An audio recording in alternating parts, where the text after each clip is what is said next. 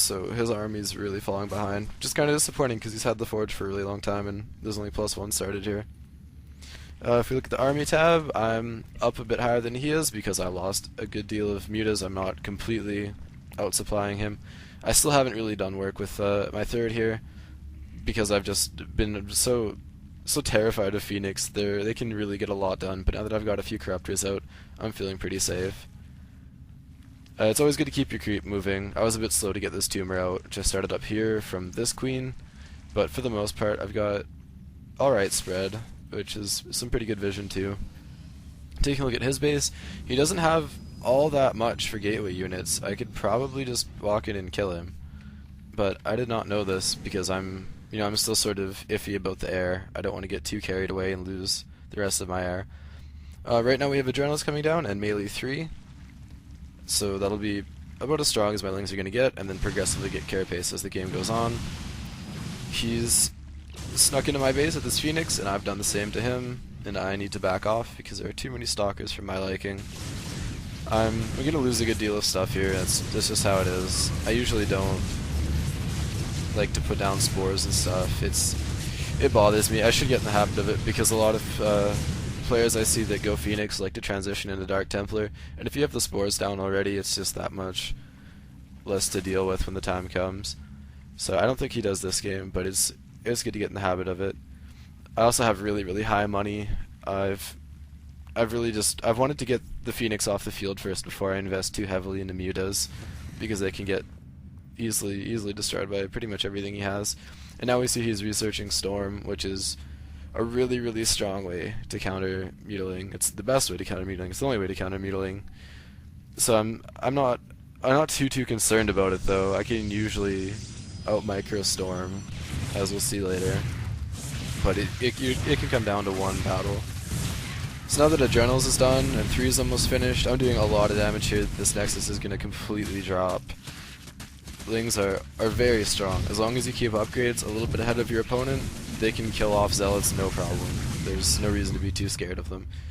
This actually feels, for as aggressive as it is, this feels like a very safe build, because I know that my cheapest unit is stronger than pretty much anything his ground army can produce. So I'm feeling pretty good.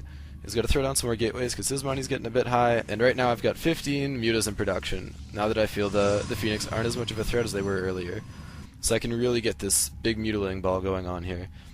For the Corruptors, I keep them around, and you can, if you'd like to, transition into Broodlord. Personally, I don't, because it takes a long time to do. They're very expensive, and I do not find them to be cost effective at all. They're very situational. They're not a bad unit, but they're quite situational.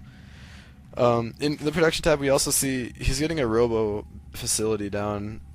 There's usually a transition I'll do where if I haven't invested this much into Muta Ling upgrade-wise, I'll lose everything to Storm and then go 200 Roach, and that will annihilate everything they do Storm-wise, as long as you get Burrow and Tunneling Claws. If you burrow while he storms on top of your Roaches, you'll go into about yellow health and then regen back to green.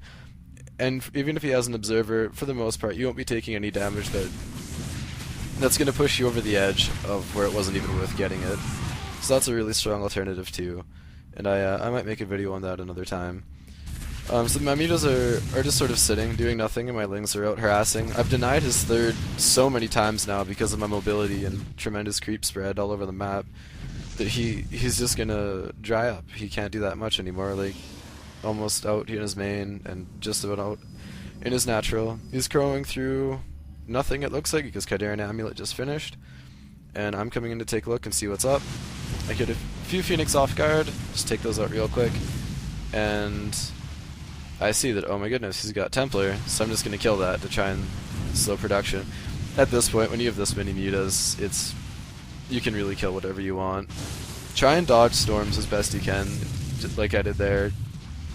If you think they're going to storm, they probably are, so just try and move out of the way of it, because they really will wreck your Muta and Ling Ball for that matter.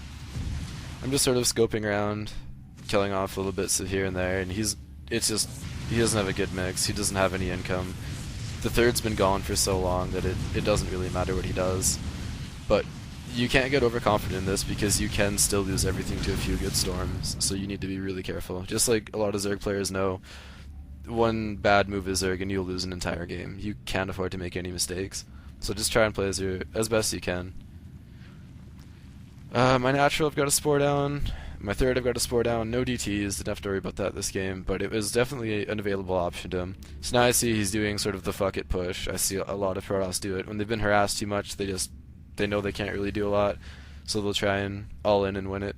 I'm going to slow this down because it gets pretty precise here. So I know I'm Muta Ling going up against a lot of Zealot and a lot of High Templar, and I know I'm gonna lose my army. See, I really want to try and kill off as many High Templars as I can with my Mutas because they're probably gonna die anyway, and I keep my Lings in the back because I really want to be able to clean up with them. Even if he has full Zealot and I lose all of my Muta, I'll be able to kill off everything he has because my Mutas are so upgraded. Or pardon me, my Lings are so upgraded. He's one storm away from killing off all my Mutas, and now I just come in with my Lings. I clean everything up, don't lose the hatch. Overall, didn't take too terrible of losses, and I've got 30 Lings in production and 7 Mutas as well for any reinforcements in case he catches a lucky storm or something. I've got creep in his base now, so I can see that there's nothing left. That was all he had, and I'm just gonna run in and go kill it. If he had maybe a few storms, he could hold on a bit, but it's quite clear that it's over. This is a really dangerous thing though, having all these Mutas in low health. Because once one storm hits them and they all die, you lost about half your army, and you need to be able to replenish that right away. And your best bet is not to try and make Mutas again. So usually just throwing down like a Mana Roach Warren or something is a pretty good idea. I didn't in this case because I, for the most part, could dodge a few of the storms and kill things off. But it was kind of close. If he had one more storm, I would have lost a whole lot. But upgraded Lings do so much damage, 3-2 with Adrenals, that I'm not so worried about it. And if I had a gold down, I could just keep pumping Lings out, no problem. As for the things I did wrong this game, if you grow in Muta Ling, you have to have a macro hatch. You absolutely need to. As you can see, I have a lot of money saved up, and at numerous points there was money I could have spent, but I didn't have the larva. If you have a gold, or you're fairly sure you'll be able to get a gold, you might even want 2 macro hatches if you're playing extremely heavy Ling like I am here. It's very situational though, but that's how I like to play my Muta Ling now to deal with the Phoenix upgrade. Just 3 or 4 corruptors in your group, and you'll be able to get air control back again. And if you feel that you have a good amount of gas early, don't be afraid to start upgrading before lair starts. You can see they have stayed valid, much like a Marine. They've stayed valid all the way through the game. I wasn't getting completely annihilated by anything, and I had really good control. I denied the third over and over, and with all the creep spread, I could really see what was going on, so I basically had the whole game under control. That's how I play my Muta Ling versus Protoss. Hopefully you can give it a try and maybe give me some feedback. If there's good feedback on these videos, I may make a few more for some different strats that I use, and some rare ones that I see Protoss use here and there. Good luck everyone, and maybe I'll see you on the ladder. Thanks.